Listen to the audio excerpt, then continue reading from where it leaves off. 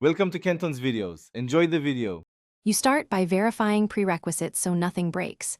Check your phone OS, free storage, and app permissions. Once done, open the page editor or app builder and switch to edit or layout mode. This gives you direct access to where blocks live. Make sure to save a backup or create a draft first. This protects your existing design. Then locate the Add Block or Plus control in the toolbar and tap it to reveal block types, because choosing the right block determines layout and functionality. You select the block type that fits your goal, text for content, image for visuals, or form for input, and then insert it where the snap guides suggest best alignment. Once placed, configure properties. Set width, height, padding, and background color or image, because these determine mobile responsiveness. Use preview toggles to check portrait and landscape.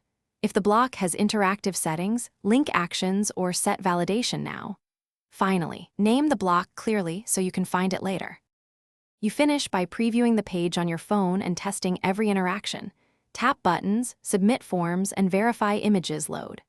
Once satisfied, publish or save the draft, then clear the app or browser cache to ensure the new block appears. If something goes wrong, inspect common culprits, disabled permissions, CSS overrides, or conflicting scripts, because most issues stem from these. If errors persist, reproduce the problem, note steps, and try reverting to the backup while you troubleshoot. Thanks for watching. Consider subscribing if we helped you.